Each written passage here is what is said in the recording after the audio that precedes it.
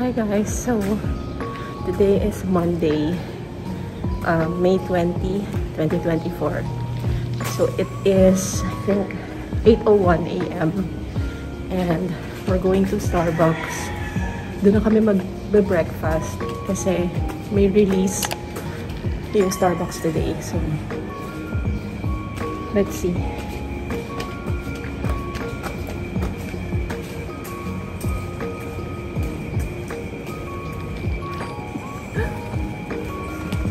Let's see if I can grab. There are 3 colors kasi na-release today. Let's see if I can grab at least one.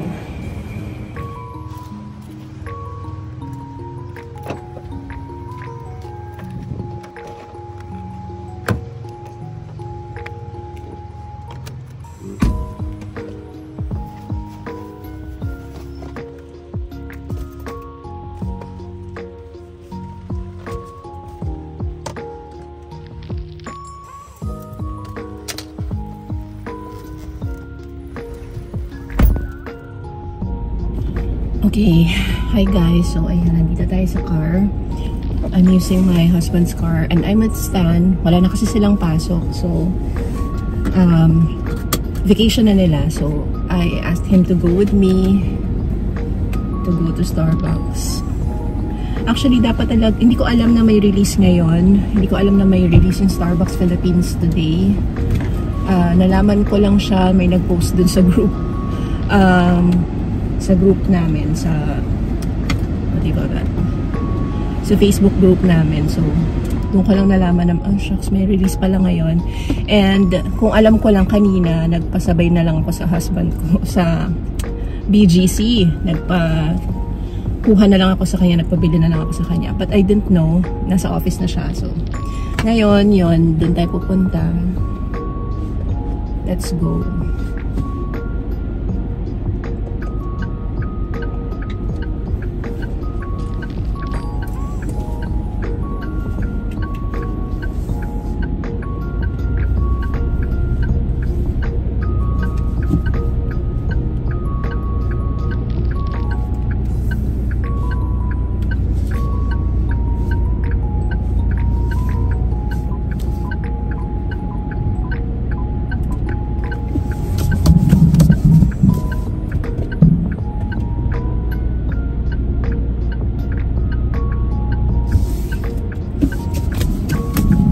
Can you get my bag? Put it beside you.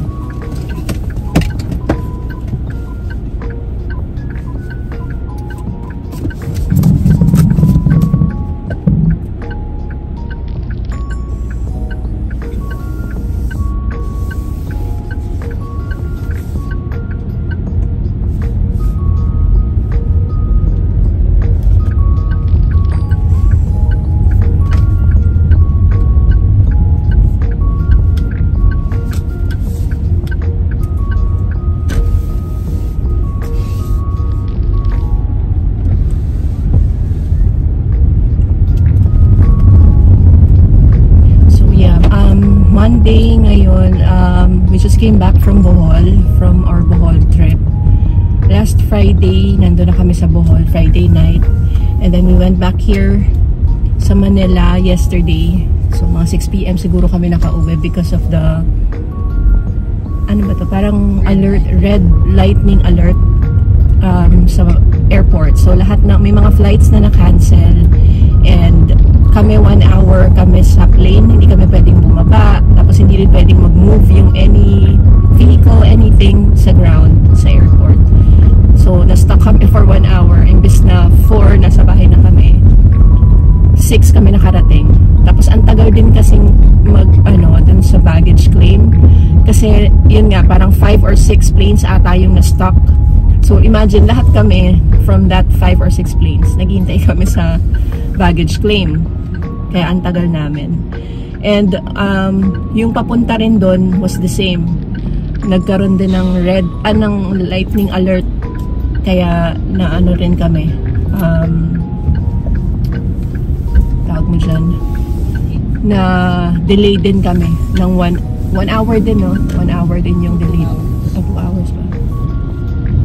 Ayun. 2 hours kaming delayed yung flight.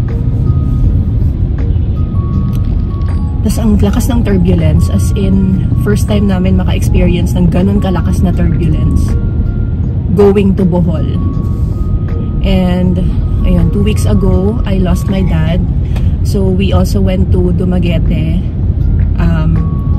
ayun, for my dad's interment, wake and interment. So ayun, still grieving, but agad na kasing nakaplan yung Bohol na yun. January 3 namin na-book yung flight, and of course things happen na hindi naman natin na-expect. So yun nga, okay din kasi parang na-relax yung mind ko na kahit papano yun, medyo nagkaroon ako ng break from grieving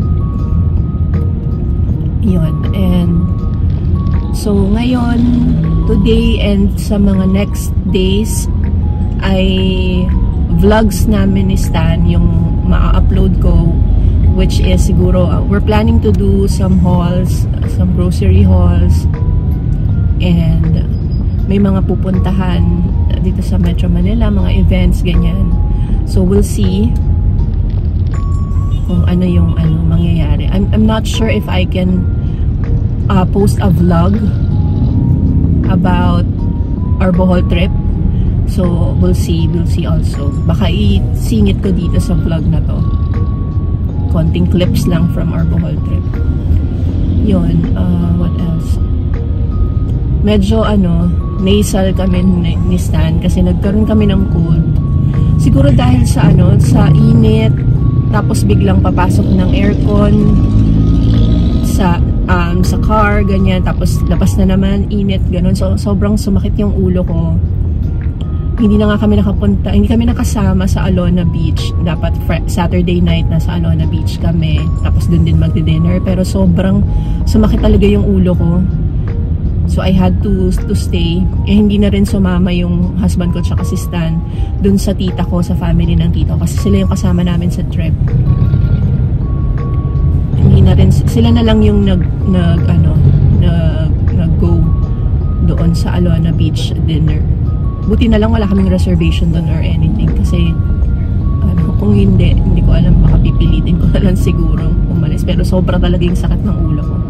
And nakatulog din ako, hindi na lang daw nila ako ginising, sabi ng husband ko, para ma-rest ako kasi nga ang sakit-sakit talaga ng ulo ko. Buti may dala kaming Biogesic, may mga dala kaming first aid na medicines. So uminom ako agad talaga ng Biogesic nung after nung mga day tour namin. Nagpunta kami ng sa Tarsier Conservatory area, tapos sa Chocolate Hills, sa Man-Made Forest, sa what's the name again? The Laway River Cruise. Yun yung mga napuntahan namin. We were supposed to visit then the Baclayan Church, but we were really so tired kasi nga ang sobrang mainit talaga siya, no? Kaya ang sakit sa ulo, yung pabalik-balik, palabas-labas. Yun, kaya yun lang. So I'll get back to you later. Medyo malapit-lapit na kami sa Starbucks. See you.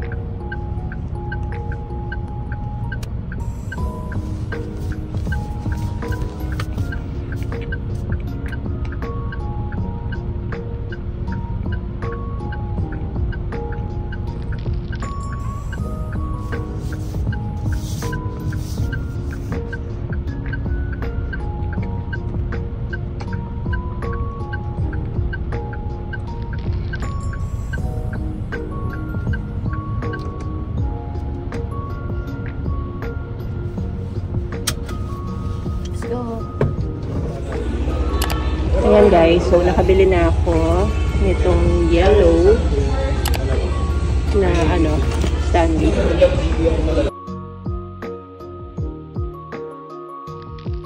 And we also ordered some food dito na kasi kami mag-breakfast. This is the guava. The Dreamy Guava Getaway na drink. Tapos Stan is just waiting for our food. Ayan siya.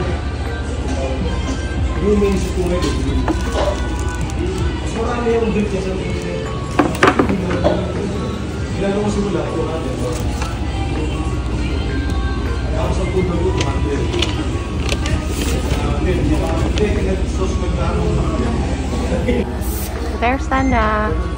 Hi. So that's his food. What's the name of your food? Tomato. It's like a pesto bake. Okay. So mine is the baked fusilli. Yan. Bon appetit.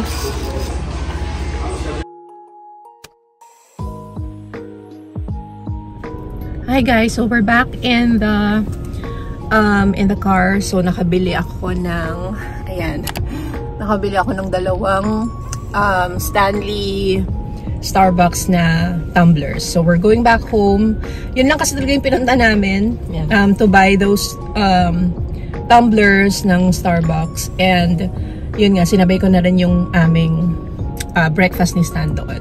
So I'll see you later.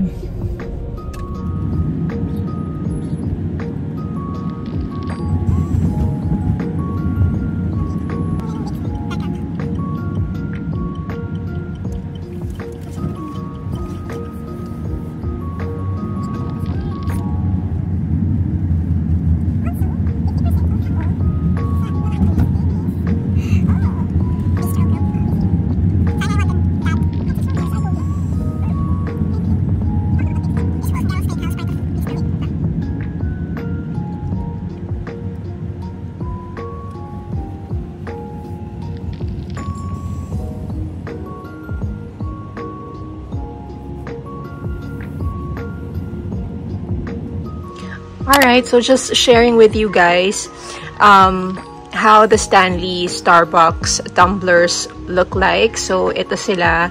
This one is in color mustard. This one is in color aubergine or yung parang plum. Tapos ito parang dark yellow siya. There's another color, yung lime green, which I did not get kasi hindi ako masyadong mahilig sa color na green. Kaya itong dalawang to. Kasi for me, very unique yung colors nila. I've never seen Stanley Starbucks na ganito yung colors. So, ang ganda lalo nitong plum. Ang ganda niya tignan. Very classy and very elegant yung kanyang color. Ito rin, very vibrant yung kanilang hues. So, they're really very nice. Yan. This one costs $3,245, I think, each. So, yun. Dalawa lang yung kinuha natin. Buti na lang hindi ko gusto yung color na lime green. So, yan.